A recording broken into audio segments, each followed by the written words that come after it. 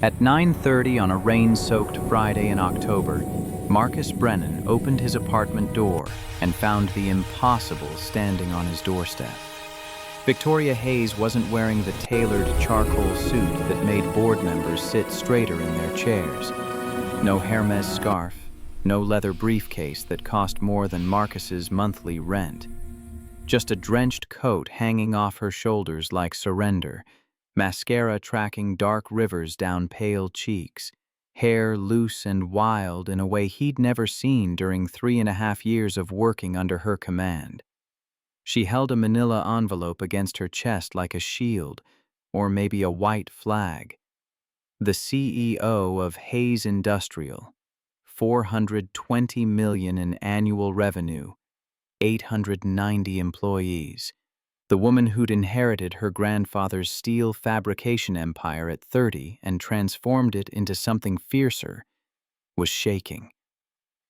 Marcus's hand stayed frozen on the doorknob.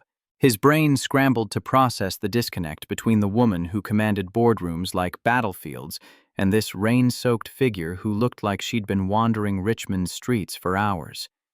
Her voice came out raw, stripped of the executive polish that usually armored every syllable. "I accepted you quitting, but I can't accept losing you." The words hit Marcus's chest like a physical blow. 5 days since he'd walked into her corner office with a resignation letter. 5 days of silence so complete he'd convinced himself she'd already moved on, already replaced him in her mental org chart with someone less broken, someone who could handle the pressure without crumbling like weak old bread. Now she was here. The careful distance he'd been building between himself and the wreckage of his career was collapsing with every breath she took. Behind him, the apartment felt suddenly smaller. The second-hand couch he'd bought after the breakup 4 years ago, back when fresh grief over his wife's death had finally aged into something manageable.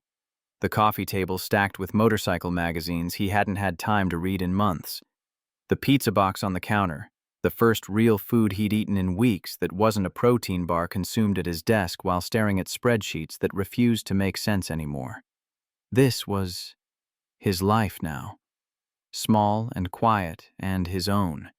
And Victoria Hayes, who'd never visited an employee's home in her 8 years running Hayes Industrial, was standing in the hallway looking at him like he held something she desperately needed. The question burning in Marcus's throat came out barely above a whisper, competing with thunder that rolled overhead like God clearing his throat. "How did you find my address?" A ghost of a smile touched her lips, barely there and gone just as fast. "I'm the CEO. I have access to HR files.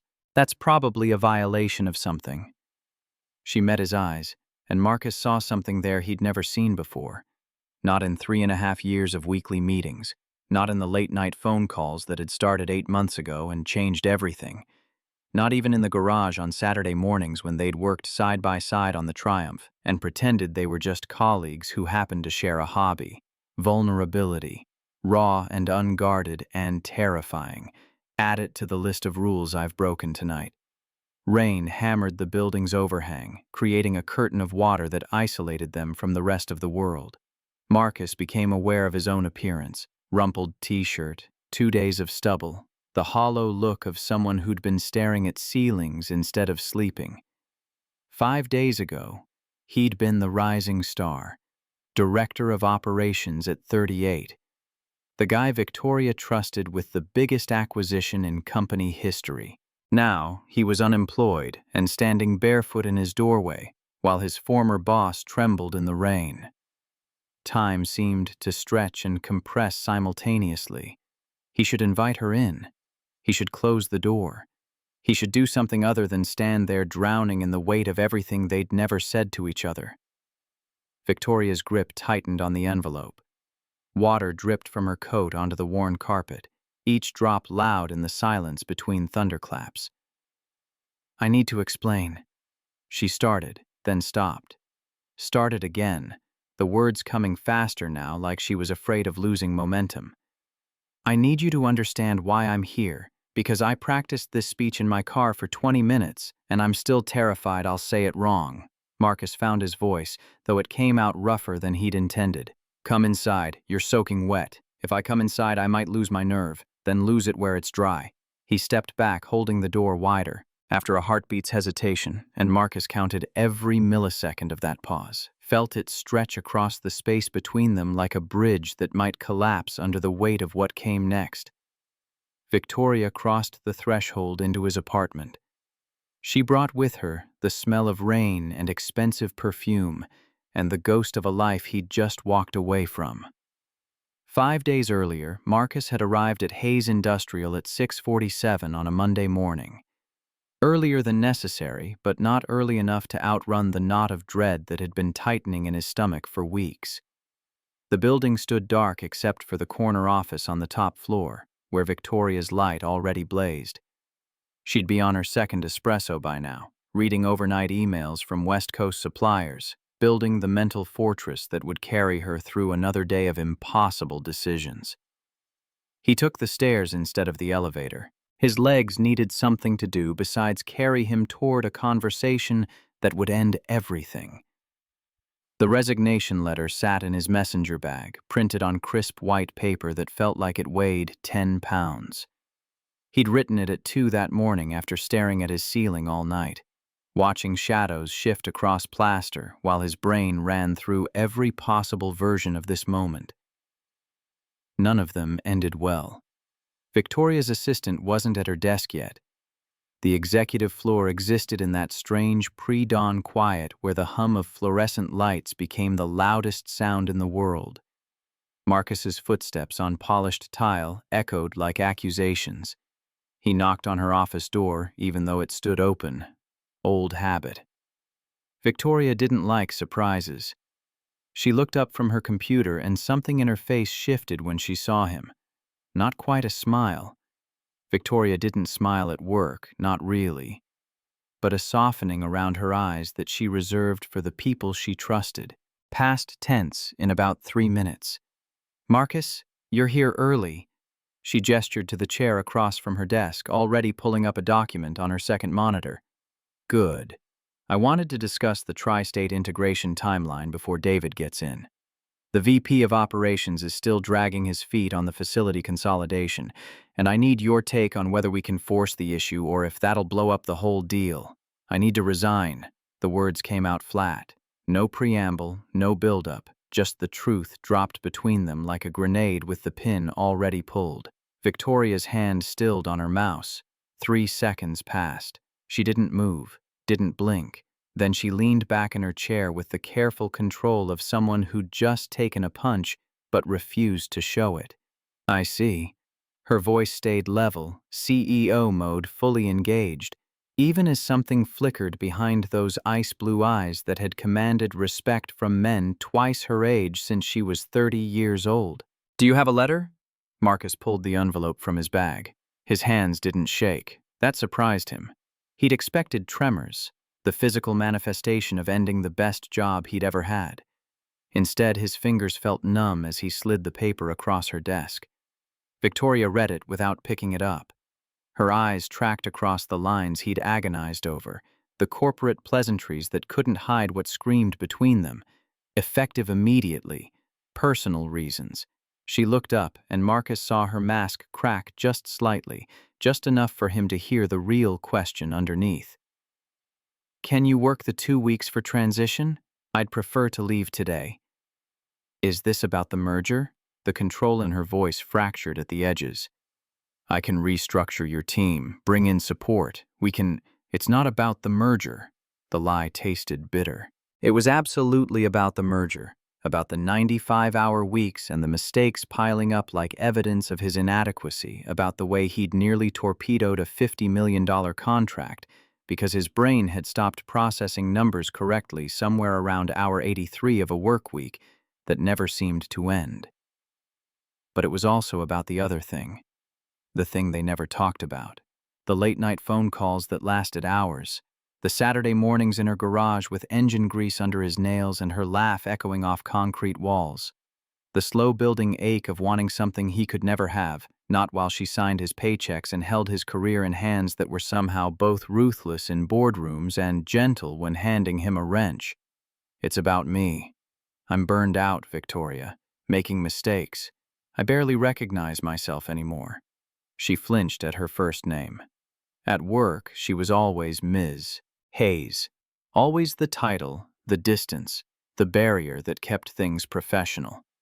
But right now, in this office at dawn with his resignation letter between them like a corpse, he couldn't pretend they were just CEO and operations director. They'd stopped being just that 18 months ago, even if neither of them had been brave enough to say it out loud. Victoria stood and crossed to the window overlooking the manufacturing floor. 3 stories down, third shift was ending. Workers clocking out after 8 hours of making steel into something useful, the organized chaos of a company that never slept. A company she'd built from her grandfather's legacy into something formidable. A company Marcus was abandoning. You've been invaluable to Hayes Industrial. Her back stayed turned, and Marcus could see the rigidity in her shoulders, the way she was holding herself together through sheer force of will. If you need references, recommendations for your next position. Thank you. He should leave. Get up, walk out, start the process of collecting his things from his office down the hall. The framed photo of Maya on his desk, gap-toothed smile frozen at age 8.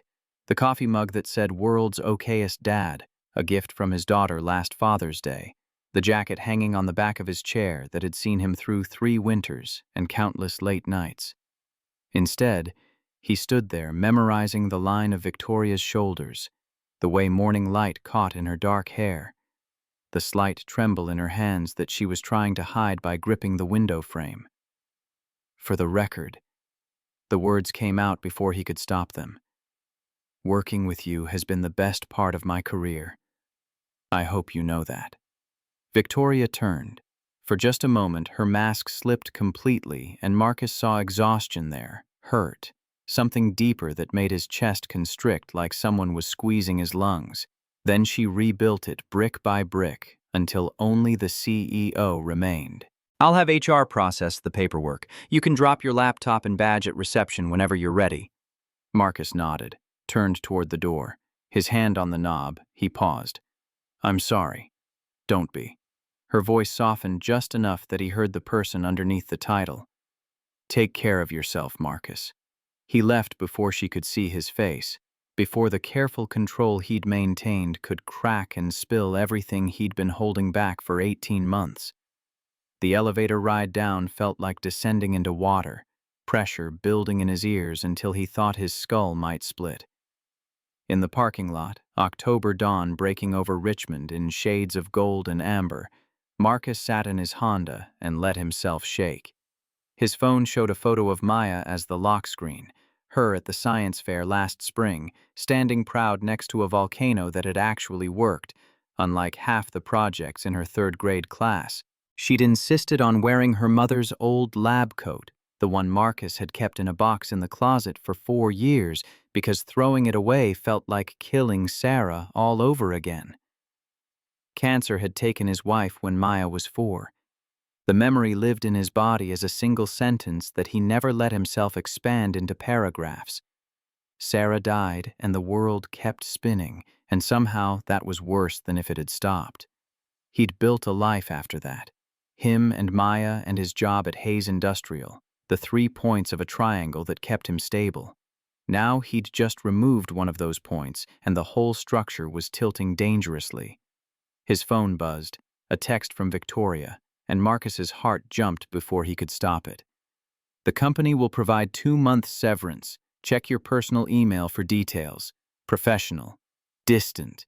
Exactly what he should have expected. He typed back, "Thank you." Then, because some self-destructive part of him couldn't leave well enough alone, "I meant what I said. Best part of my career." The reply took 3 minutes. Marcus watched the typing indicator appear and disappear 4 times before her message finally came through. You were the best part of mine, too. That evening, Marcus drove to his sister's place in North Carolina to pick up Maya. The 4-hour drive gave him time to practice what he'd say. how to explain that Daddy had quit his job without making her worry about money or stability or any of the things 8-year-olds shouldn't have to carry. She was waiting on the porch when he pulled up, gap-toothed smile bright in the October dusk. When she hugged him, Marcus felt something in his chest crack open. Relief, maybe, or the reminder that he'd made the right choice, even if it felt terrifying. "You're home early." Her voice carried surprise but not concern. "Aunt Lisa said you weren't coming until Sunday." "Change of plans, sweetheart." They drove back toward Richmond with Maya chattering about her cousins and the science experiment they'd tried with vinegar and baking soda that had exploded all over Aunt Lisa's kitchen. Marcus let her talk, grateful for the distraction, until she went quiet in that way that meant she was thinking hard about something. "Daddy?" She twisted in her seatbelt to look at him. "Are you okay?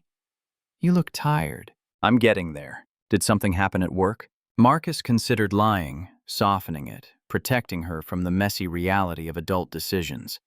But Sarah had always said kids could handle more truth than parents gave them credit for. "I quit my job today." Maya's eyes went wide. "Like, you're not going back?" "Not going back." Silence filled the car for a long moment. Then Maya's small hand found his on the gear shift. "Was it making you sad?" The question hit him harder than he expected. Not sad exactly, just like I was disappearing. "Oh." She said it simply, accepting, and Marcus felt gratitude wash over him for having a daughter who understood more than she should have to. "We'll be okay, right?" Maya's voice carried just a hint of worry now. "Like, we can still afford stuff?" "We'll be okay, I promise. Because I don't need new things. I can keep wearing my old shoes even though they're getting tight." Marcus pulled the car over to the shoulder, put it in park, turned to face his daughter fully. "Hey, look at me." She did, those eyes so much like Sarah's it hurt. "We will always be okay. Always. I quit that job because staying was hurting me, and I can't be a good dad if I'm broken, but I will always make sure we have what we need. You understand?" She nodded slowly. "Can I still do science fair next year?" "Absolutely." "And we can still get pancakes on Saturdays?" "Every single Saturday." "Then we'll be okay." She said it with such certainty that Marcus almost believed it himself. They pulled back onto the highway, and Maya fell asleep before they hit the Richmond city limits, her head against the window, her hand still loosely holding his. Marcus drove through the dark and thought about the life he was trying to build. Smaller than before, maybe, but his own. And maybe that was bigger than anything else. 18 months earlier, in May, when spring was turning Richmond green and humid, Marcus had come home to find a note on his coffee table. Jessica's handwriting, the letters precise and angry in equal measure. "I can't do this anymore. You're married to your job. I'm just the mistress. Don't call me. No signature, no forwarding address. 4 years together reduced to 3 sentences and a set of keys weighted down by the note so they wouldn't blow away." Marcus read it for the 12th time since finding it that afternoon. Outside his window, Richmond's Friday night energy hummed. People laughing, living, connecting. He felt separated from all of it by glass and exhaustion and the spreadsheet he'd been staring at for 3 hours without processing a single number. The apartment echoed too loud now. Every room screamed Jessica's absence. The furniture they'd picked out together at thrift stores and IKEA. The walls they'd painted last summer in a shade of blue-gray she'd called sophisticated. The bedroom where they'd made plans that apparently only he'd been serious about. His phone buzzed at 11:47, the time glowing accusatory in the dark. Victoria Hayes. Marcus almost didn't answer. Any work call this late meant crisis, and he didn't have crisis left in him tonight. But Victoria didn't call unless it mattered. In 3 years of working under her, he'd learned that much. So he picked up. Her voice came through sharp and alert, probably fueled by her 4th espresso of the day. "I need the Q3 projections revised. Legal found issues with the language around the Springfield contract extension. Can you have it to me by Monday?" "I'll have it to you by Monday." Silence on the other end. Then something that sounded almost like concern, which was impossible because Victoria Hayes didn't do concern. She did quarterly targets and operational efficiency and strategic pivots that left competitors scrambling. Are you okay? The question landed wrong. Too personal, too perceptive. Marcus felt something crack in his chest. Long week. More silence. He could hear her thinking, weighing words with the same precision she applied to million-dollar decisions. The projections can wait until Tuesday. Take the weekend. A pause. Actually, take it. Don't work. Marcus blinked at his dark reflection in the window. You never tell people not to work. I'm telling you now. Her tone shifted, and Marcus heard something underneath the executive polish, something almost soft. You've been running flat out for months. The merger prep is killing everyone, but you've been carrying more than your share. Take 2 days. Sleep. Eat something that didn't come from a vending machine. Come back Tuesday. Marcus should have said thank you and hung up. Should have maintained the professional distance that kept his world in order. Instead, exhaustion and pain stripped away his filters. My girlfriend left me. The words hung in the silence like smoke. Marcus couldn't believe he'd said them out loud, especially to her. Victoria Hayes, who was so far above his pay grade she might as well exist in a different atmosphere. Victoria, who he'd been half in love with since his first week at Hayes Industrial, when she'd demolished a vendor's predatory contract in a conference room, and he'd realized he was watching a master at work. I'm sorry. Her voice came out quiet, genuinely gentle. I'm sorry. It's fine. It was coming anyway. Marcus pressed his forehead against the cool glass. She was right. I put the job first. I always put the job first. Marcus, I should go. I'll get you those projections Tuesday. He hung up before she could respond, then immediately felt like an idiot. You didn't trauma dump on the CEO. You didn't hang up mid-sentence. You definitely didn't confess personal failures while she was calling about work. His phone buzzed 30 seconds later. A text from Victoria. For what it's worth, anyone who gives you an ultimatum between them and your career doesn't deserve you. Take the weekend. That's an order. Then, 10 seconds later, another message. Also, you didn't let me finish. Legal can wait until Wednesday. Tuesday is too soon. Marcus stared at the messages. Something warm and dangerous unfurled in his chest. Hope, maybe, or the beginning of want that had nowhere safe to go. He typed and deleted 3 responses before settling on the safest option. Thank you. Her reply came immediately. Don't thank me. Just rest. He did rest. For the first time in months, Marcus slept past dawn without nightmares of missed deadlines and disappointed faces. When he came back Wednesday, not Tuesday, because Victoria had said Wednesday, and he found himself wanting to follow her instructions even when they gave him permission to slow down. She was waiting at his desk. 2 coffees sat there. The good stuff from her private machine, not the break room sludge that tasted like regret and broken promises. I wanted to make sure you were really okay. Victoria stood there in her charcoal suit in perfect composure, but something in her eyes was different. Softer, maybe, or just tired in a way that matched how Marcus felt in his bones. I'm getting there. He picked up one of the coffees, tasted it, nearly groaned at how good it was. This is dangerous. I might get used to this. Consider yourself warned. A smile flickered across her face, brief as lightning. They ended up talking for 20 minutes. Not about work, about her grandfather's original machine shop in Cleveland, about Marcus's college years as a philosophy major who'd accidentally fallen into operations management, about books they'd read and weather patterns, and nothing that mattered except that they were talking as people instead of CEO and employee. It was the first real conversation they'd had in 3 years. Over the next 4 months, something shifted between them like tectonic plates moving too slow to notice, until suddenly there was an earthquake.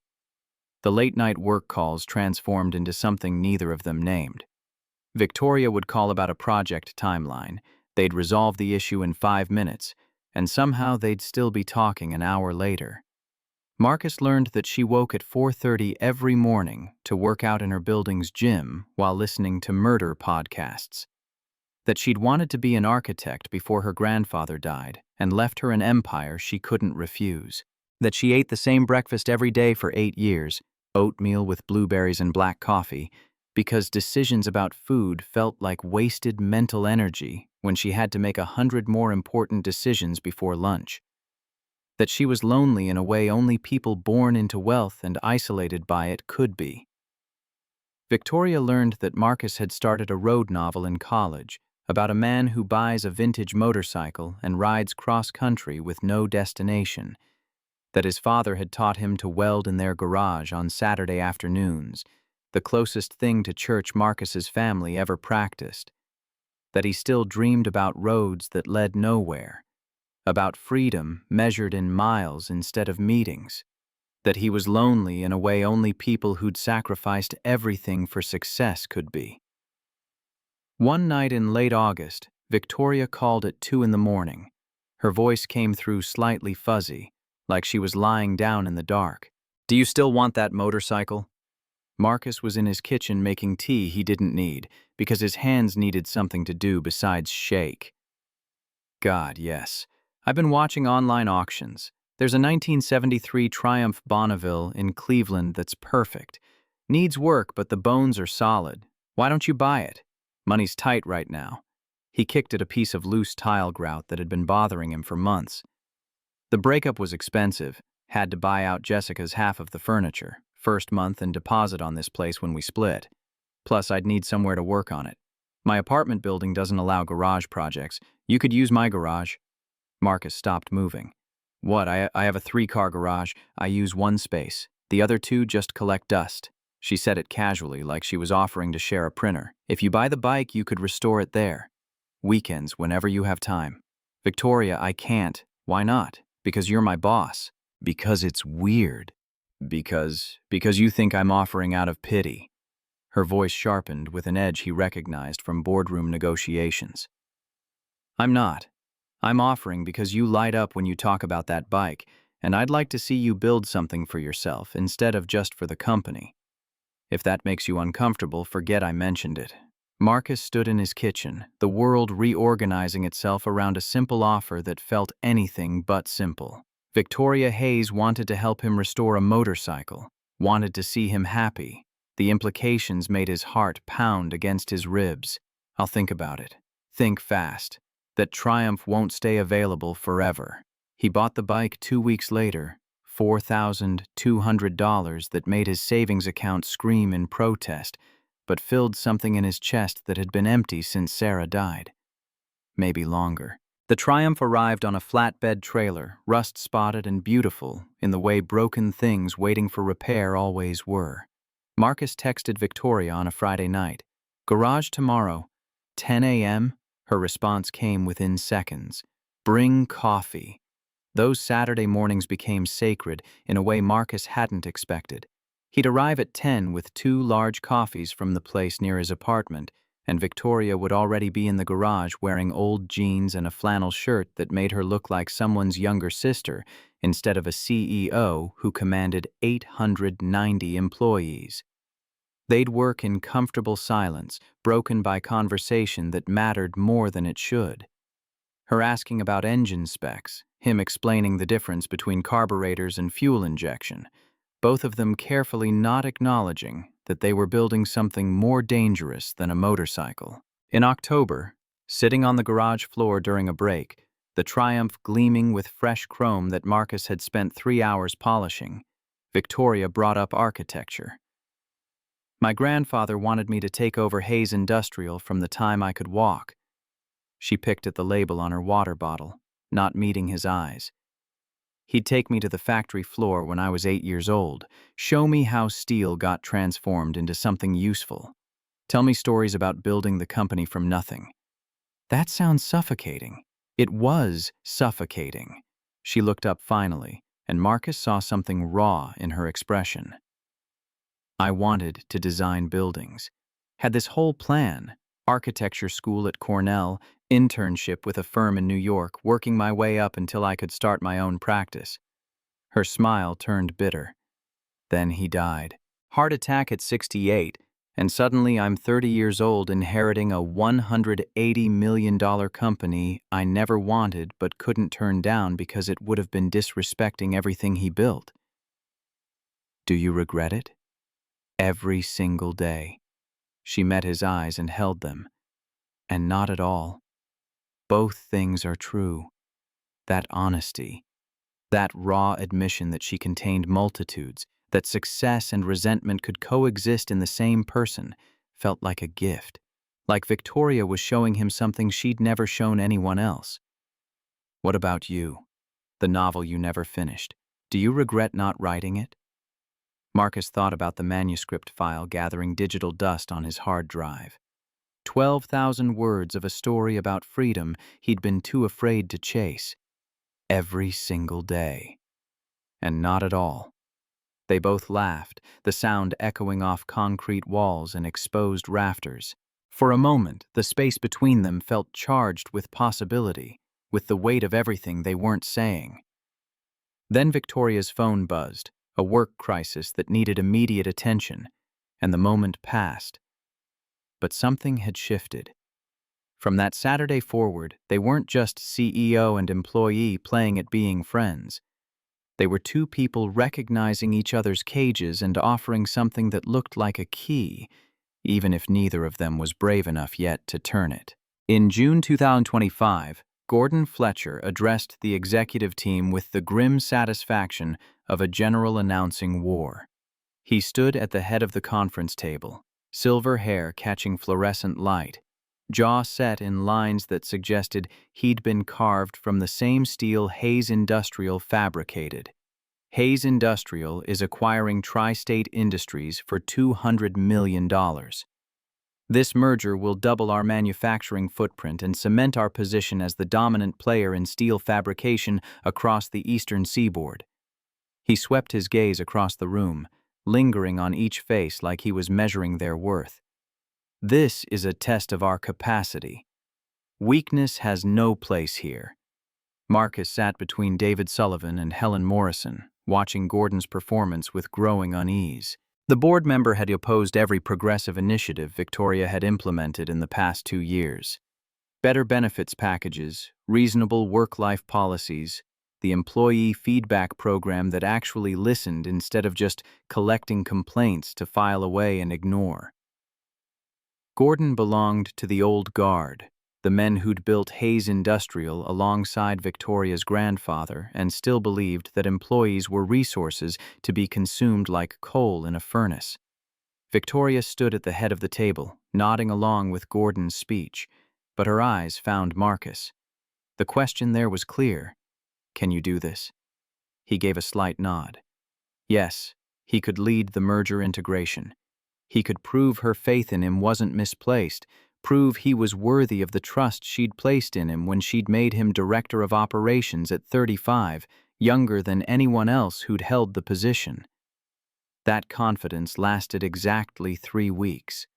The first week Marcus worked 90 hours, the second, 95. By the third week he'd stopped counting because the numbers made him nauseous, and counting felt like admitting defeat. He lived on coffee and protein bars and 4 hours of sleep stitched together like a quilt made of desperation. The motorcycle restoration stopped.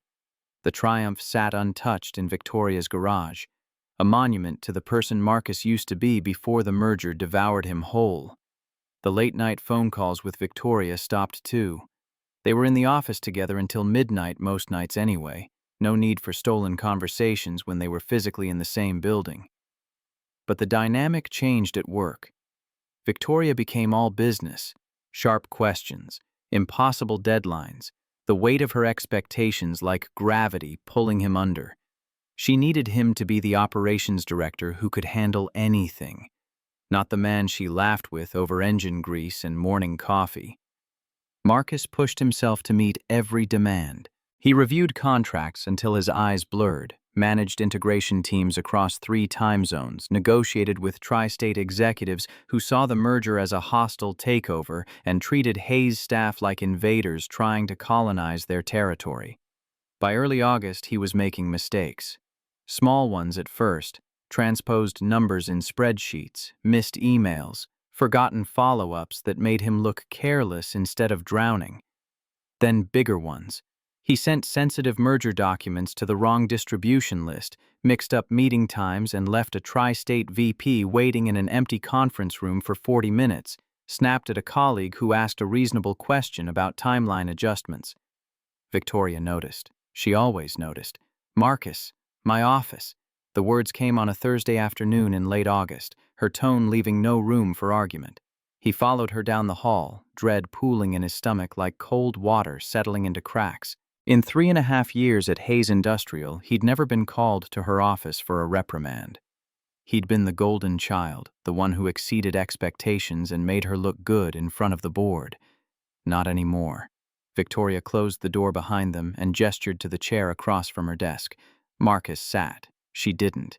Instead, she leaned against the desk with her arms crossed, those ice-blue eyes reading him like a balance sheet that didn't add up.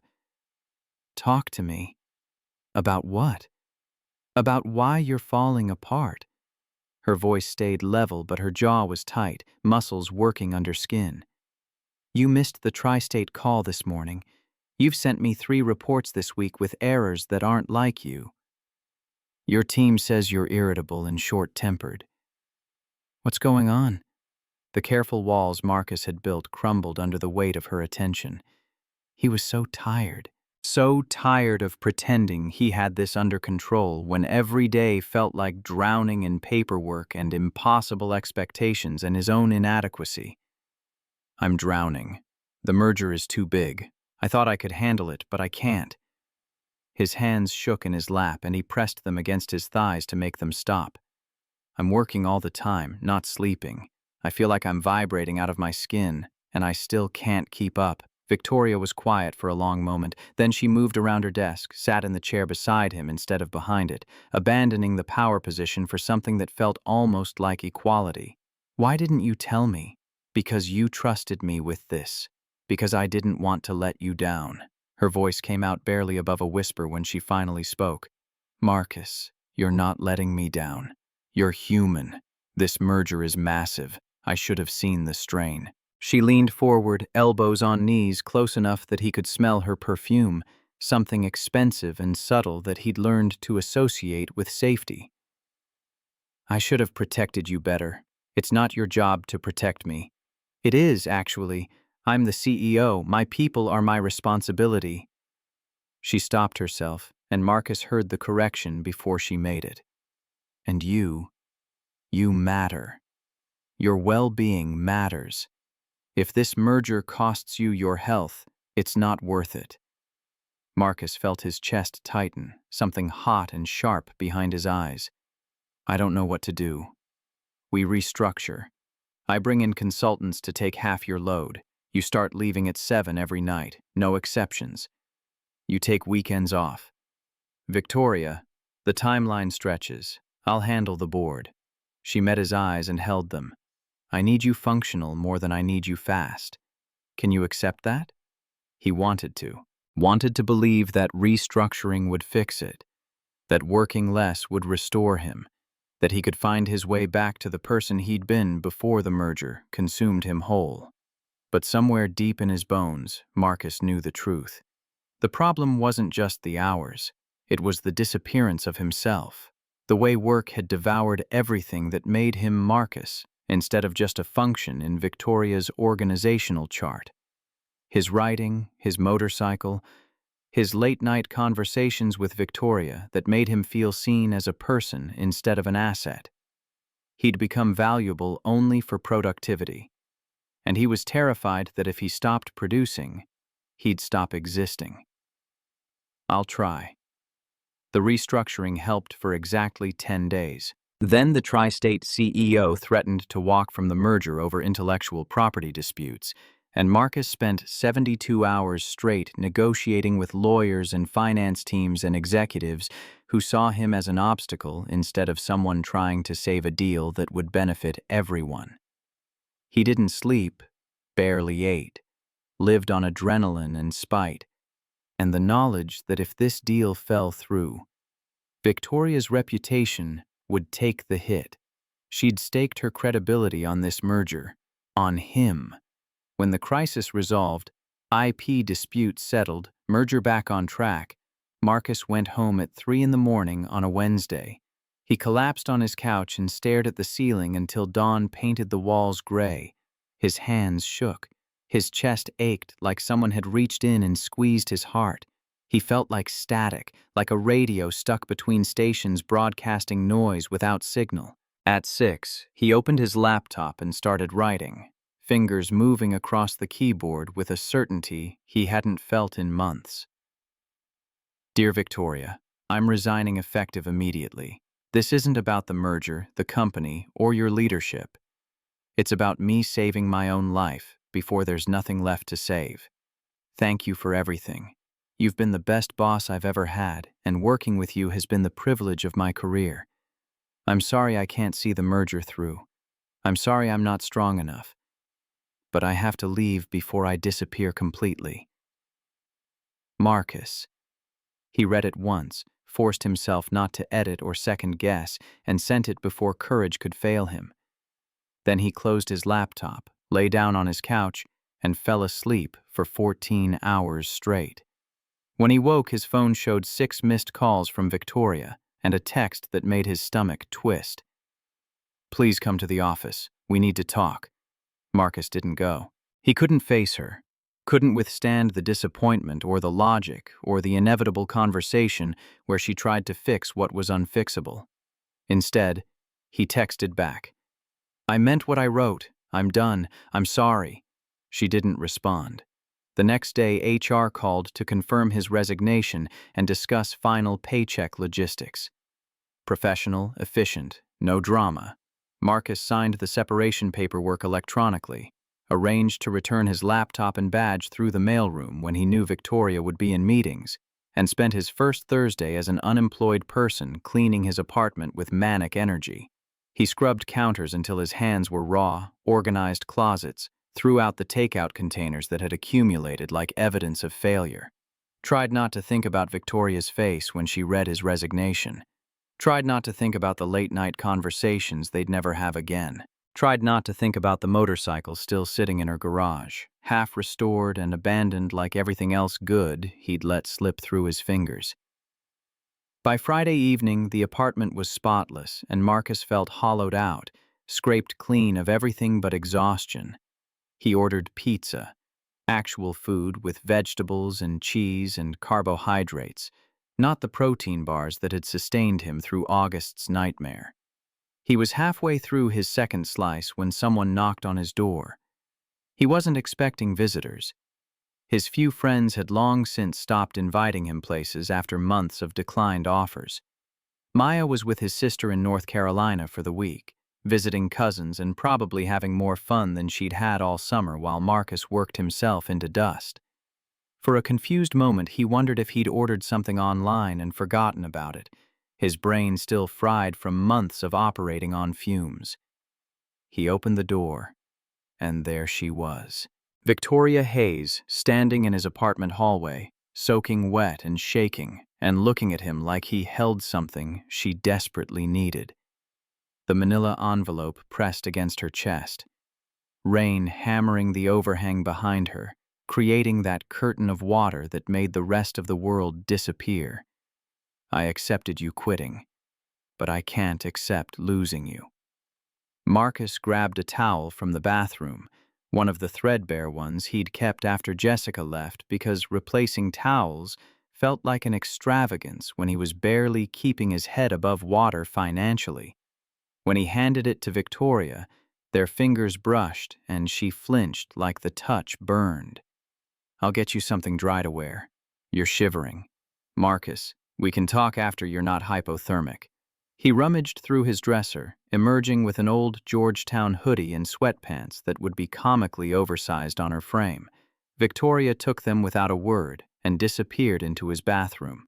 Marcus used the moment alone to steady himself, leaning against the kitchen counter with his eyes closed and his heart hammering against his ribs like it was trying to escape his chest. 5 days of building walls, of convincing himself that walking away was the right choice, the only choice that wouldn't kill him. and Victoria had demolished all of it by showing up in the rain. When she emerged, makeup-free and swimming in his clothes, she looked nothing like the CEO who commanded respect with a glance. She looked young and uncertain, and so beautiful it made Marcus's teeth ache. They sat on the couch, not touching, but close enough that the space between them felt charged with electricity. Victoria held the manila envelope in her lap, fingers worrying at the edge like she was afraid it might explode. "I created a position for you. Director of Employee Wellness. It's all in here, job description, salary, benefits." Her words came faster now, like she was afraid of losing momentum. Remote work, flexible hours, leading a company-wide initiative to create programs that prevent exactly what happened to you from happening to anyone else. It's real work, important work, and I think you'd be incredible at it. Marcus took the envelope on autopilot, too stunned to process what she was offering. "But that's not why I'm here." Victoria's voice dropped, and Marcus heard the tremor underneath. "I'm here because I've spent 5 days pretending I'm fine, telling myself that losing you is just business, that I can move on like I move on from everything." She looked at him then, really looked at him, and Marcus saw something he'd never seen before in 3.5 years of working under her command. Victoria Hayes, terrified and unguarded and completely human. "And I can't." She stopped, laughed bitterly, the sound breaking in the middle. "I don't want to be your boss anymore. I want—" The words caught in her throat. She pressed her lips together, visibly fighting for composure. "I don't even know how to say this. I'm good at boardrooms and negotiations and strategic planning. I'm terrible at this." "At what?" "At telling you that you matter to me. Not as an employee. As a person. As—" She took a breath that shook her whole body. "I'm in love with you, Marcus. I have been for months, maybe longer. And I couldn't say anything while you worked for me. Couldn't cross that line because that would have been wrong and unethical and a dozen other things." Her hands twisted the envelope until it crumpled. "But you don't work for me anymore. So I'm here in the rain, humiliating myself, because the thought of you walking out of my life forever is worse than any rejection you could possibly give me." The world tilted sideways. Marcus forgot how to breathe, forgot how to do anything except stare at this woman who'd just turned his entire understanding of reality inside out.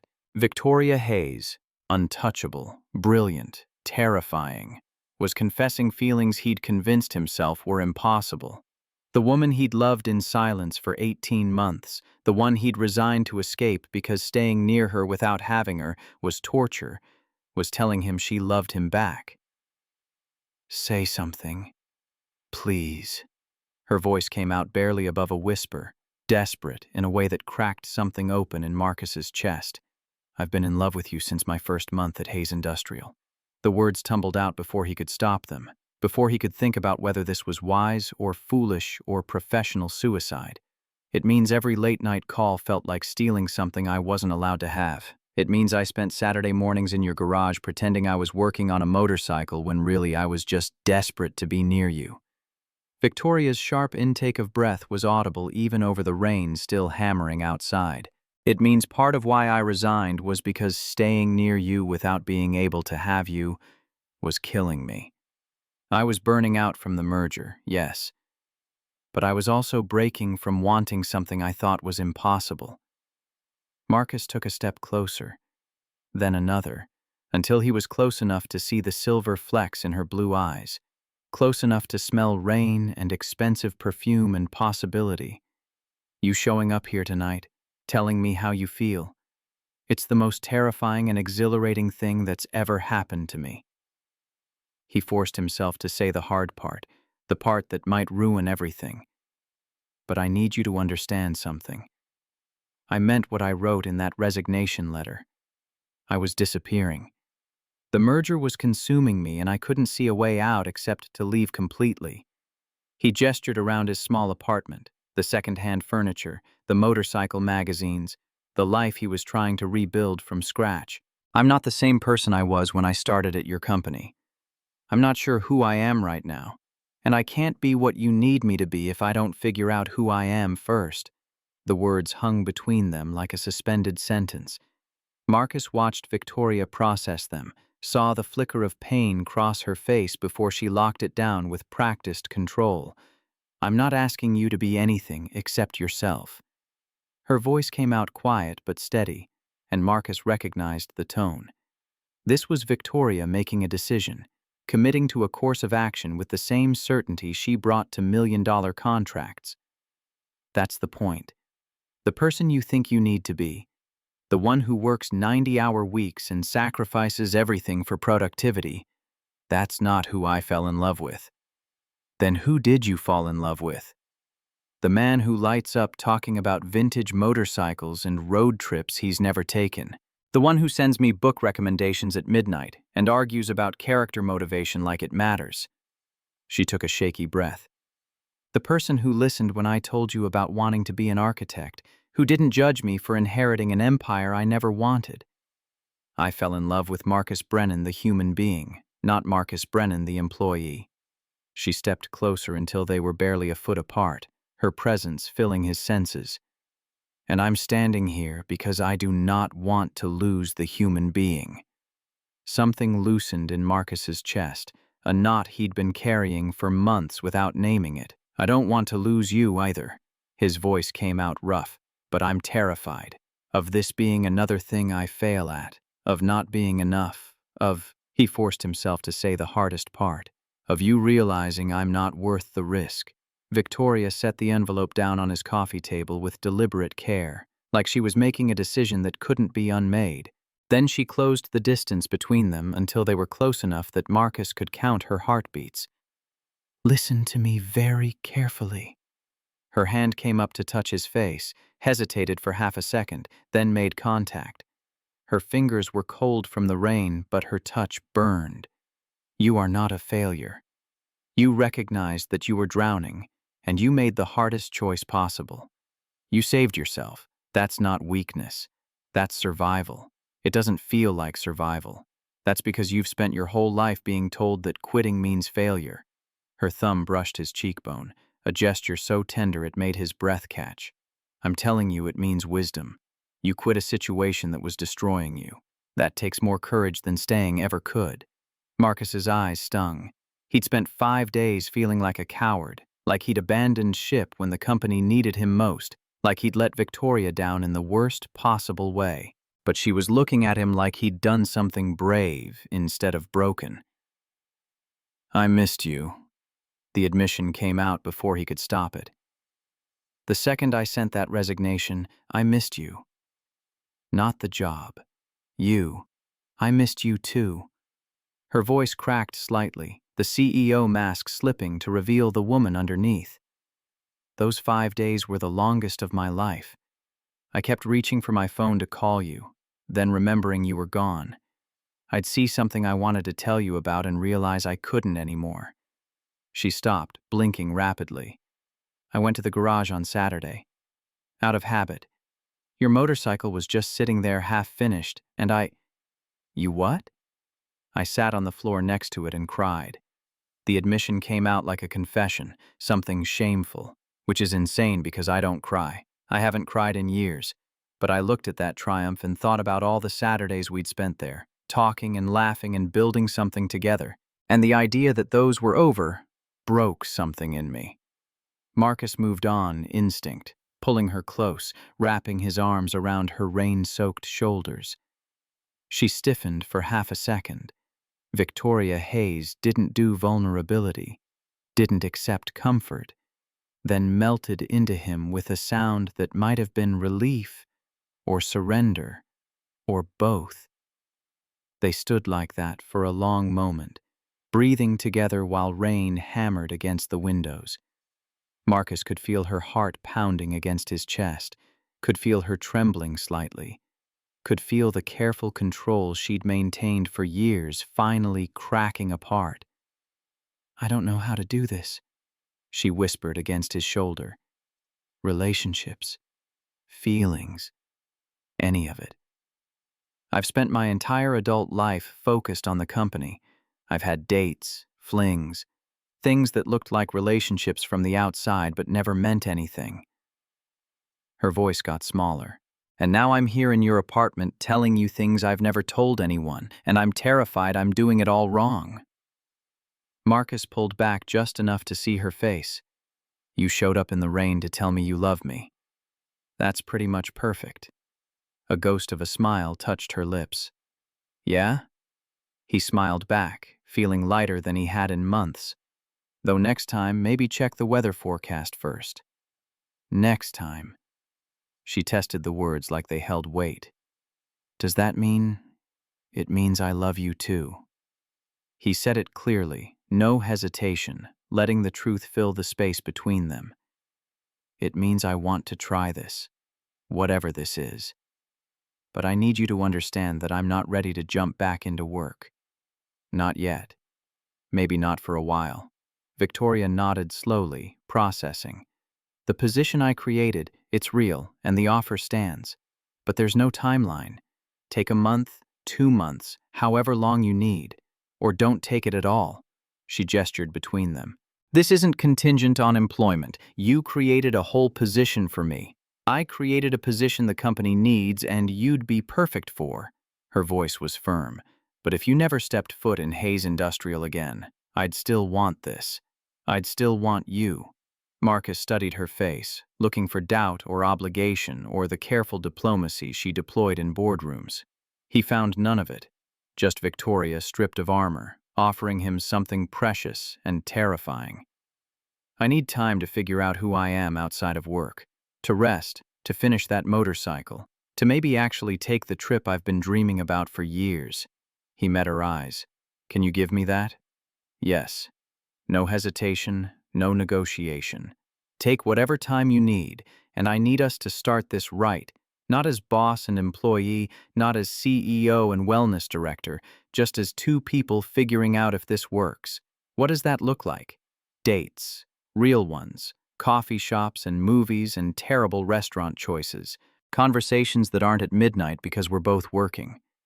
Getting to know each other outside of Hayes Industrial, I'd like that. Victoria's smile was small but genuine. Though I should warn you, I'm terrible at dating. My last relationship ended because I canceled 3 dates in a row for board meetings. Lucky for you, I'm unemployed. My schedule is wide open. She laughed, a real sound that lit up her whole face, and Marcus felt something shift into place. This could work. This terrifying, impossible thing might actually work. Outside, the storm was settling into steady rain, the kind that would last all night and turn Richmond's streets into mirrors.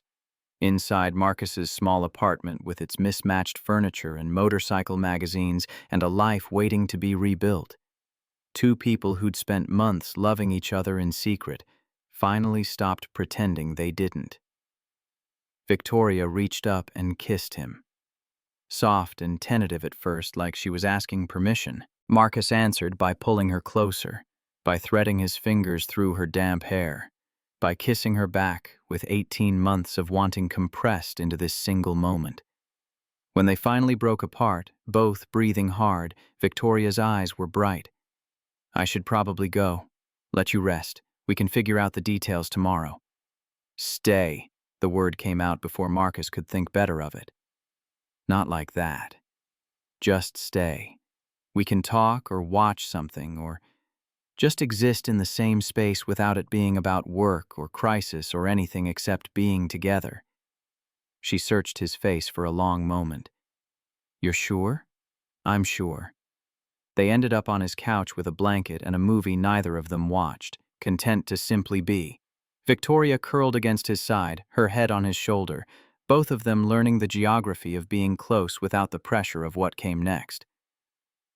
Halfway through the film, Marcus felt her relax completely, her breathing evening out into the rhythm of sleep. He looked down to find her defenses finally down, trusting him enough to let go. He stayed awake watching her, this woman who commanded boardrooms and closed deals and moved through the world with absolute certainty, now vulnerable and peaceful in his arms.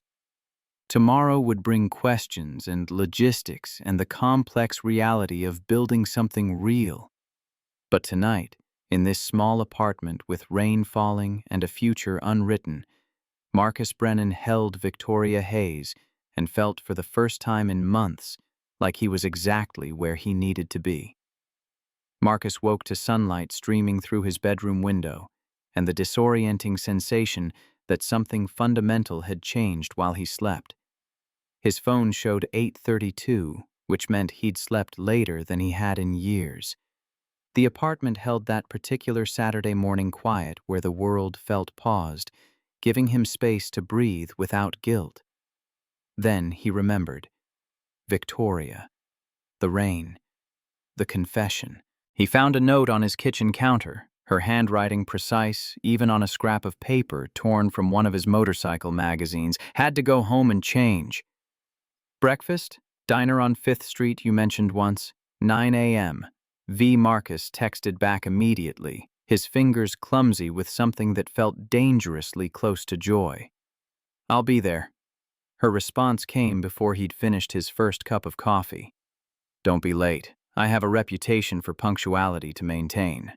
He arrived at the 5th Street Diner at 8:55, which felt like a minor miracle, given that he'd spent 20 minutes standing in front of his closet trying to decide what you wore to breakfast with the woman who'd just upended your entire existence. He'd settled on jeans and a button-down that didn't scream unemployed and desperate, though that's exactly what he was on paper. The diner was exactly as he'd described it during one of those late-night calls months ago. Vinyl booths worn smooth by decades of bodies, checkerboard floors that had probably been white once, waitresses who called everyone hun in voices seasoned by cigarettes and broken dreams. The smell of bacon grease had soaked into the walls since the 70s and would probably outlast the building itself. Victoria walked in at 9:02 wearing jeans and a simple sweater instead of her usual armor of tailored suits. No makeup except a touch of lip gloss, hair down instead of the severe bun she wore to board meetings. She looked younger like this, more approachable, though her posture still carried that unconscious authority that came from years of commanding rooms full of men who underestimated her. She slid into the booth across from him, and Marcus watched her scan the diner with the same analytical intensity she probably brought to quarterly reports, assessing, categorizing, finding the patterns. I was sitting in my car again. Her lips quirked, panicking. But you came in anyway. I did. A waitress materialized with coffee, actually terrible as promised, and menus laminated to the point of being sticky. They ordered without much discussion, pancakes for Victoria and an omelet for Marcus, because making decisions about food together felt like its own kind of intimacy. Victoria wrapped both hands around her coffee mug like she was trying to absorb its warmth. I haven't been on a real date in 4 years. Define real. One where I actually cared what the other person thought of me. She met his eyes. One where I wasn't just going through the motions because my assistant thought I needed to maintain a social presence. Marcus felt something twist in his chest. For what it's worth, I'm completely out of practice too. And unemployed. And probably the worst dating prospect you could find in a 50-mile radius.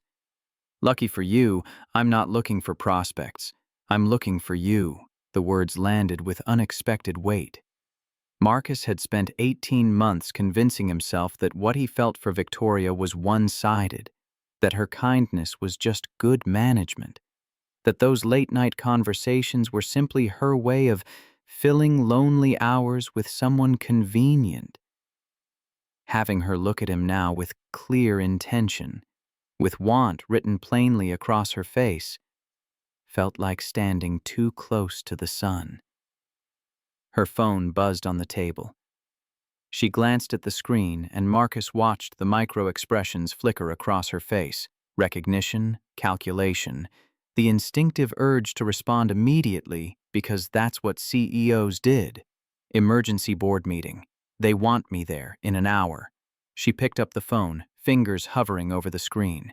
The old Victoria would have been halfway out the door already, apologizing over her shoulder while mentally cataloging which executives she needed to call during the drive. Marcus waited to see which version would show up now. Victoria typed out a message slowly, deliberately, then set the phone face down on the table and turned it off completely. I told them I'm unavailable until this afternoon.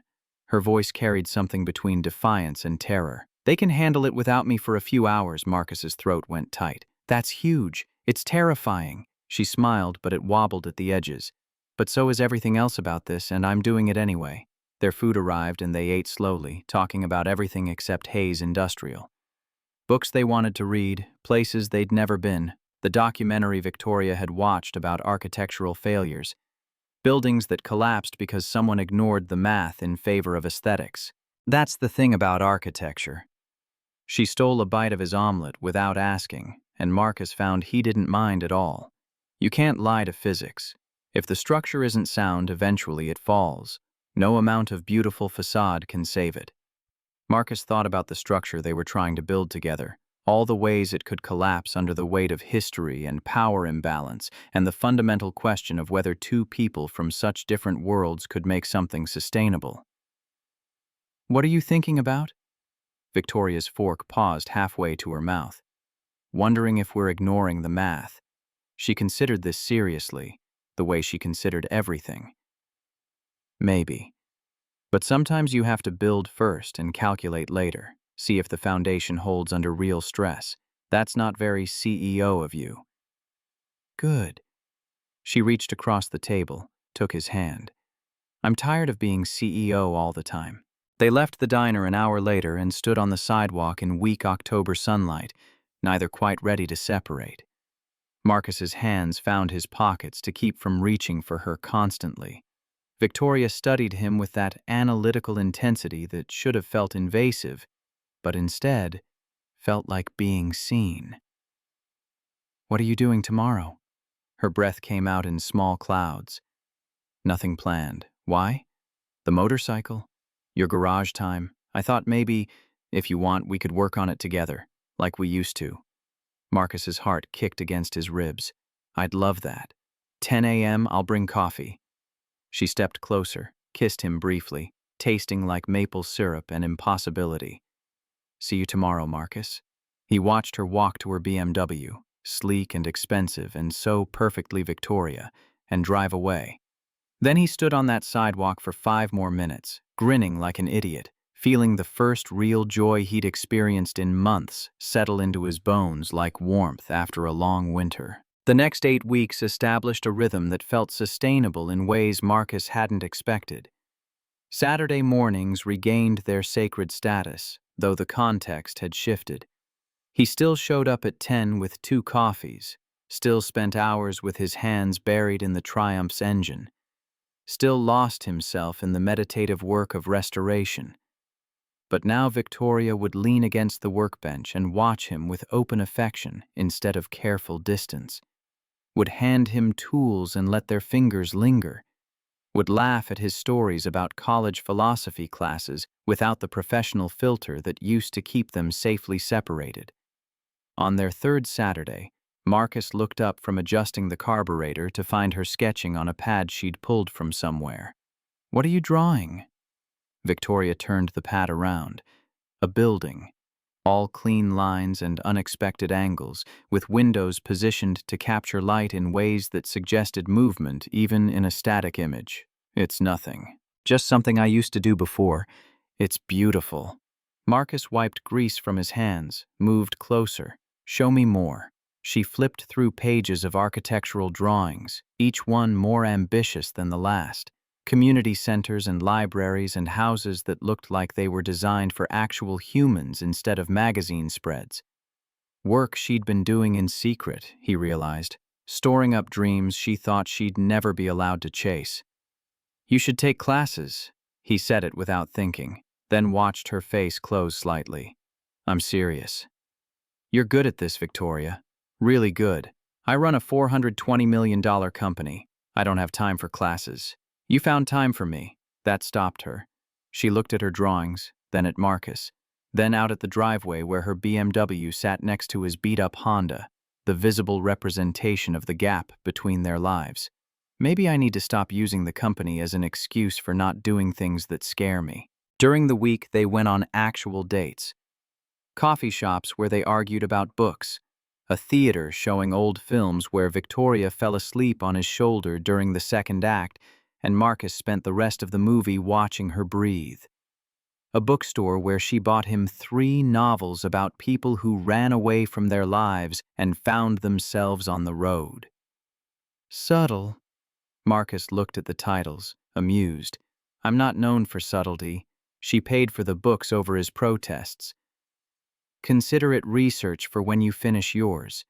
Marcus had started writing again, 2,000 words a week, the story flowing easier now that he wasn't trying to squeeze creativity into the gaps between exhaustion. The novel had changed. It wasn't about escape anymore, but about what you found when you stopped running from yourself. In November, Victoria mentioned therapy casually over takeout Thai food at her place, like it was nothing. But Marcus heard the weight behind it. Understood what it meant for someone who'd spent a lifetime solving problems through sheer force of will to admit she needed help. How was it? Excruciating. She picked at her pad thai without eating. She asked me to describe my childhood, and I spent 45 minutes narrating events without accessing feelings. She said I was very good at reporting but terrible at experiencing. That sounds about right. Victoria threw a spring roll at him. He caught it, ate it, watched relief flood her face when she realized he wasn't going to push for details she wasn't ready to give. Week 4 brought physical intimacy, tentative and awkward, and perfect in its imperfection. They'd been watching a movie at his apartment, something forgettable that neither of them cared about, when the space between them on the couch became unbearable. Marcus kissed her, and she kissed back, and somehow they ended up in his bedroom with the lights off and uncertainty replaced by want. Afterward, Victoria lay with her head on his chest, fingers tracing idle patterns on his skin. I'm not good at this. Her voice came out small. You're doing fine. I mean relationships, being vulnerable, any of it. She propped herself up on one elbow. I'm going to mess this up. Pull away when you need me close. Work too much. Forget to call. All the things that ended every other relationship I've attempted. Marcus tucked her hair behind her ear. Then we'll fix it when it happens. Together. You make it sound simple. It's not simple. But maybe it doesn't have to be complicated either. They set boundaries because Victoria needed structure the way Marcus needed space. No work talk after 8 p.m., dedicated date nights every Wednesday and Saturday. Permission to ask for alone time without it being rejection. Marcus thought about Jessica's note, the one that had called her just the mistress to his job. The difference now was that Victoria understood the work because she lived it too. They weren't competing for his attention. They were building something where both could exist. The framework of what they were building, erected one careful conversation at a time, felt nothing like what he'd had before. This time he was choosing presence, not proving devotion through sacrifice. Week 7 brought their first real conflict, small but instructive. Victoria canceled their Wednesday date for a board crisis. Something about the tri-state integration hitting unexpected snags with facility consolidation. Marcus spent the evening alone, feeling echoes of Jessica's complaints about being second place to spreadsheets and conference calls. He texted Victoria at 10 p.m. Hey, I know work stuff happens, but I need to know we're not falling into old patterns. Her response took 20 minutes, and Marcus watched the typing indicator appear and disappear 4 times before her message finally came through. You're right. I'm sorry. This won't be a habit. I promise to be better about protecting our time. The next day she showed up at his apartment with flowers. Actual flowers, roses that probably cost more than his weekly grocery budget, and an apology that felt genuine. They talked about expectations and fears and the fine line between being understanding and being taken for granted. It wasn't easy. Victoria's instinct was to defend herself with logic, and Marcus's instinct was to withdraw when he felt hurt. But they came out the other side intact, having learned something about how to fight without destroying what they were trying to build. 2 weeks into Marcus and Victoria's dating period, Gordon Fletcher sat in his home office in McLean, Virginia, reviewing the quarterly board reports. His phone buzzed with a text from Helen Morrison, the CFO. Saw Victoria leave the office at 6 p.m. today. 3 days in a row. Unprecedented. Gordon's jaw tightened. He'd built Hayes Industrial alongside Richard Hayes 40 years ago, back when men worked until the job was done and didn't leave early for dinner dates or personal time. Richard had understood that empires weren't built on work-life balance. They were built on sacrifice, on being harder than the competition, on knowing that comfort bred weakness. Victoria had been a promising successor once. Sharp, ruthless when needed, willing to make the hard calls. But lately, she'd gone soft. The wellness initiatives, the employee feedback programs, the ridiculous restructuring that prioritized feelings over productivity. And now Marcus Brennan was back. Gordon pulled up the employment records. Director of Employee Wellness, a position that hadn't existed until Victoria created it. Reporting to David Sullivan instead of directly to her, a transparent attempt to avoid conflict of interest optics. He'd seen this pattern before. A CEO who let personal attachments cloud judgment. Richard's biggest mistake had been trusting the wrong people, letting loyalty override strategy. Gordon had watched the company nearly collapse in the 90s because Richard couldn't fire his childhood friend who was embezzling funds. History repeating itself. Gordon opened a new document and began typing notes. The Richmond Business Journal had a reporter who owed him a favor from the tri-state merger coverage. Nothing explicit, just strategic information sharing about potential conflicts of interest, concerns about nepotism, questions about whether a CEO in a relationship with an employee could make objective decisions about company direction. He didn't need to destroy Victoria, just weaken her enough that the board would listen when he suggested alternatives. Just plant enough doubt that her progressive reforms would lose support. The company needed protecting. If she wouldn't do it, someone had to. Gordon sent 3 emails before midnight. By morning, the pieces would be in motion. By late December, Marcus felt strong enough to make the decision he'd been avoiding. He called Victoria on a Sunday afternoon in the last week of the year, while she was at her drafting table working on designs for a hypothetical community center. "I want to take the position." Silence on the other end. Then her voice came through, careful and controlled. "Are you sure this isn't because of us?" "It's partly because of us, but mostly because I believe in the work." Marcus sat on his apartment floor, back against the couch. "I need you to understand something, though. If I take this job, I'm taking it because the company needs it and I can do it well, not to be near you." He took a breath. "Which means I'm going to push back when I think policies are wrong. Challenge the culture you've built even when it's uncomfortable. Be an employee who cares more about people than productivity. I'm counting on it." Her voice softened. "I need that. Hayes Industrial needs that. Can you handle me disagreeing with you at work?" "Honestly? I don't know." She paused, and Marcus could picture her at her drafting table, pencils suspended over paper. "I've never tried to separate professional and personal before, but I want to try. We'll set boundaries. I'll report to David Sullivan, not you. We don't discuss the relationship at the office. We keep business and personal as separate as possible." Marcus felt the decision settle into certainty. "I'll need until early February to start, though. 2 more months to finish recovering. Is that okay?" "Take whatever time you need." Relief flooded her voice. "Thank you for choosing this. For choosing us." They spent the rest of that day planning. Not the job, but the months between now and January. Victoria wanted to use some accumulated vacation time, 5 years' worth that she'd never touched because taking time off felt like weakness. Marcus wanted to finish the Triumph restoration, maybe take a test ride around Richmond to see if the engine held up under real stress. They talked about a long weekend somewhere, just the 2 of them, no work and no obligations.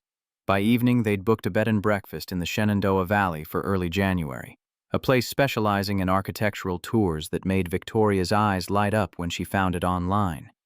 Marcus watched her research the area with the intensity she usually reserved for quarterly projections and felt grateful for every painful step that had brought them to this moment.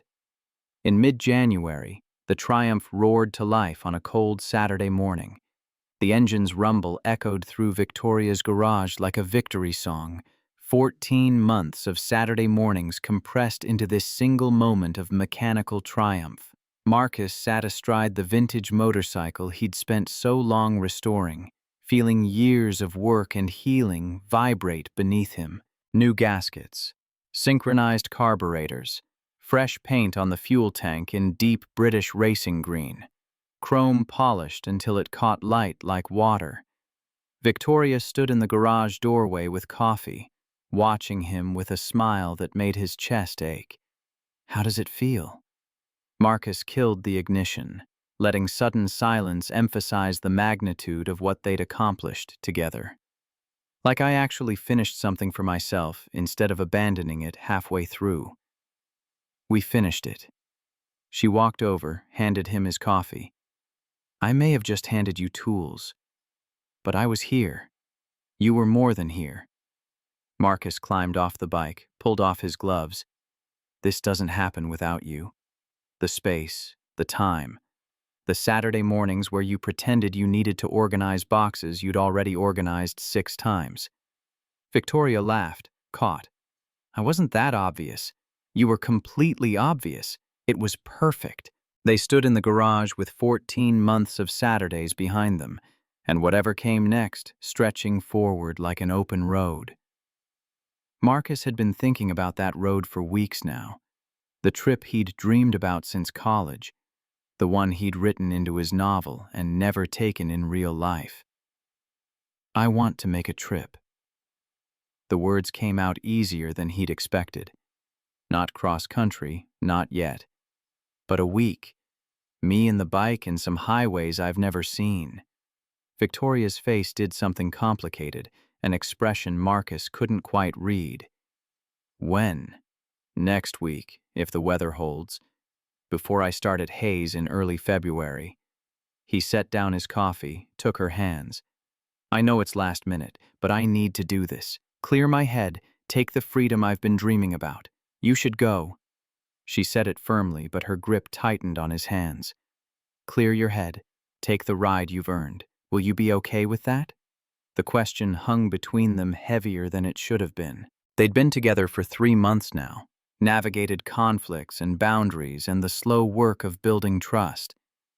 But Marcus saw something flicker in Victoria's eyes that looked like fear. Of course I'll be okay. She pulled one hand free to brush hair from her face. It's a week. I'll survive. Victoria. He ducked his head to catch her gaze. Real talk. No brave face. Her shoulders dropped slightly, the CEO mask cracking to reveal the woman underneath. My grandfather took a trip once. Said he needed space after a difficult quarter. He was gone for 3 weeks. She trailed off, looking at the Triumph instead of Marcus. And when he came back, he was different, distant. Like the space had shown him he didn't actually need us as much as he thought. Marcus's heart contracted. I'm not your grandfather. I know that intellectually. Her voice went small. But there's this part of my brain that says, if you get away from me, from my chaos and baggage and control issues, you'll realize you're better off alone. He pulled her close, felt her resistance melt against his chest. Do you trust me? Yes. Then trust this. I'm taking a week to ride and think and prove to myself I can be okay independently before tying my professional life back to yours. He pulled back enough to see her face. That's healthy. That's me doing the work. But I'm coming back to you. That's not negotiable. Victoria's eyes were bright. Promise? I promise. He kissed her forehead. And to prove it, let's plan something for when I get back. Something concrete you can look forward to instead of spiraling about abandonment. Like what? That trip we booked, the Shenandoah Valley, the architectural tour, the bed and breakfast with the obscenely expensive coffee you researched for an hour. He smiled. Book it for the day after I return.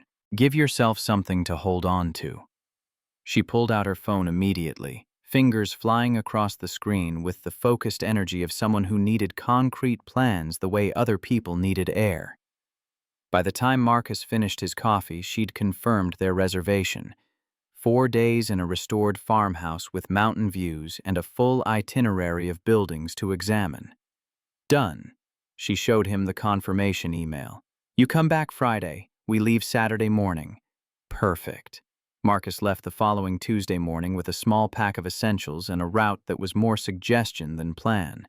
South through the Blue Ridge Mountains, following back roads and small highways, staying wherever looked interesting when he got tired. Living the cliché he'd written into his novel and never had the courage to attempt in real life. The first day was pure joy, cold air rushing past, the Triumph humming beneath him like a living thing, landscape unfolding like a gift he'd forgotten to open. He stopped at roadside overlooks to watch valleys fill with winter light, ate lunch at a diner where the waitress asked about his bike and ended up telling him about her late husband who'd ridden Harleys back when gas was cheap and the world felt smaller. He called Victoria that evening from a cheap motel outside Roanoke. "How's it going?" Her voice came through eager, like she'd been waiting by the phone. "It's perfect. The bike's running great, the weather held, and I just saw a sunset that would make you want to design a building around it. Send me a picture." He did, and she responded with a photo of her dinner. Takeout Thai from their favorite place, eaten alone at her massive dining table.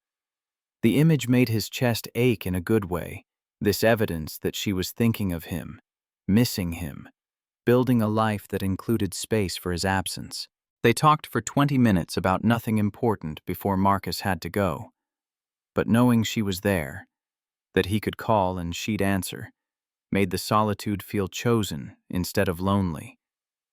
The second day brought rain around noon. Marcus stopped at a small-town library to wait it out, the kind of place with ancient card catalogs and that particular smell of old paper and community. He opened his laptop and wrote for 3 hours, the novel flowing easier than it had in months. 2,000 words about a man learning that freedom didn't mean running from something, but running toward yourself. Day 3. The Triumph's clutch cable started slipping.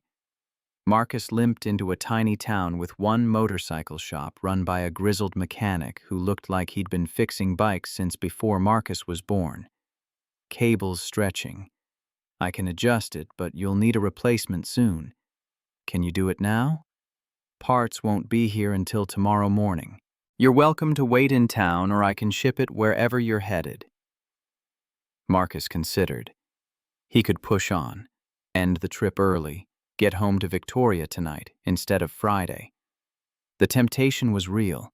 He missed her with an ache that felt physical, wanted to hear her voice without the static of phone connection, wanted to be in the same room watching her face when she talked about buildings and dreams. But that felt like running, like cutting the trip short because independence got uncomfortable, because he missed her too much, because being alone was harder than being partnered. "I'll wait." The words came out firm. "Adjust what you can today. Replace the cable tomorrow." The mechanic nodded approval. "Good choice. Bike like this, you don't rush." Marcus spent the afternoon exploring the town. Population maybe 3,000, the kind of place where everyone knew everyone and strangers got curious looks. He found a coffee shop and wrote another 2,000 words, the story taking shape in ways that surprised him. The protagonist wasn't running from anything specific anymore. He was running toward himself, toward the person he'd been before obligations and expectations had buried him under layers of shoulds and supposed tos. That evening, Marcus called Victoria. Her voice came through strained, like she was working hard to sound casual. "Cable problems? Are you okay?" "I'm fine. Stuck in a small town until tomorrow, but I'm using the time well. You could come home early." She said it too quickly. "If you wanted to, I wouldn't mind." Marcus heard the hope underneath the fear she was trying to hide. "I know, but I think I need to finish this, see it through to the end I planned." Silence stretched long enough that he checked to make sure the call hadn't dropped. Victoria, I'm here. Her voice came out thick. You're right. You should finish. I'm struggling more than I thought I would. His heart twisted. Tell me. I've called my therapist twice this week. Keep having these moments where I'm convinced you're not coming back, that you'll realize the road is better than being with someone who can't let go of control for 5 minutes. She laughed wetly. It's irrational, and I know it's irrational, but knowing doesn't make it stop. What do you do when you have those moments? Go to the garage. Sit with your tools. Remind myself that you left them here because you're coming back. Another pause. Is that pathetic? It's not pathetic. It's healing. Marcus found himself smiling despite the ache in his chest. You're learning to sit with uncertainty instead of controlling it. That's huge progress. It feels terrible. Most growth does. He watched small-town life happen around him through the coffee shop window. For what it's worth, I think about you constantly. Every beautiful view, every good meal, every word I write. My first thought is wanting to share it with you. He took a breath. You're not something I'm running from, Victoria. You're what I'm learning to run toward. He heard her breath catch, then steady. When do you come home? 2 more days. Then I'm all yours for a long weekend in the mountains. I booked the cutest place. It's probably too romantic and definitely too expensive, but I don't care. They talked for another hour, Marcus describing the small town and the mechanic who'd seen every mistake a rider could make, Victoria describing her week at work and how David Sullivan was stepping up to handle more decisions, the architecture class where she'd just submitted her first design project. How'd it go? I have no idea, she laughed. Probably terrible, but I did it, which is what matters. Marcus felt proud enough to burst. You're incredible. Ask me again when I get my grade. The Triumph was ready by 10 the next morning, clutch cable replaced and tested. Marcus paid the mechanic, thanked him for the lesson in patience, and headed north toward Richmond. He could have stretched the trip, found excuses to stay out another few days, but he was ready now. Ready to return to Victoria with his independence intact. His novel closer to finished, his sense of self restored enough that he could tie his professional life to hers without losing himself in the process. He rolled into Richmond Friday evening just as the sun was setting, pulled into his apartment complex, and found Victoria waiting outside his door with a bottle of wine and a smile that made 14 months of Saturday mornings feel like prologue to this moment. You came back. She said it like she'd been holding her breath for 5 days. I promised. Marcus climbed off the bike, pulled off his helmet. Did you doubt me? Every minute. But she was smiling, moving toward him, closing the distance. And also, not at all. Saturday morning, before leaving for the Shenandoah trip, Marcus picked up Maya from his sisters. She'd been staying there for the past 2 weeks while he took the solo ride and figured things out. She ran to him in the driveway, backpack bouncing. You're back! Did the motorcycle work? Did you crash? Aunt Lisa said you might crash. No crashes. The bike ran perfectly. He scooped her up even though she was getting too big for it, felt her arms wrap around his neck. I missed you, Daddy. Missed you too, sweetheart, more than you know. Inside his apartment, Maya immediately noticed the difference. Not in furniture or layout, but in him. She studied his face with that unnerving 8-year-old perception. You look happier. Yeah? Yeah, like you're not so tired anymore. Marcus set her backpack down, knelt to her level. I am happier. I figured some things out on that trip. Like what? Like, it's okay to take care of myself, and it's okay to let people help me, and it's okay to want things that aren't just work. Maya considered this seriously. Is Ms. Hayes one of the things you want? Marcus's heart skipped. They'd been so careful, never mentioning Victoria around Maya, keeping everything separate. How did you smile different when she calls, and you have her coffee mug. She pointed to the counter where Victoria's travel mug sat, the expensive one she'd left 2 weeks ago. I like her. She's nice, and she makes you smile the not tired way. Marcus pulled his daughter into another hug, grateful for her wisdom, her acceptance, her ability to see through his careful walls. Yeah, sweetheart. She makes me smile the not-tired way. Good. You deserve not-tired smiles. Out of the mouths of 8-year-olds came truth he'd been too scared to claim for himself. They went inside and didn't leave his apartment for the rest of the night, making up for 5 days of distance with conversation and contact and the settled certainty that what they'd built could survive space, that missing each other wasn't weakness but proof of connection worth protecting.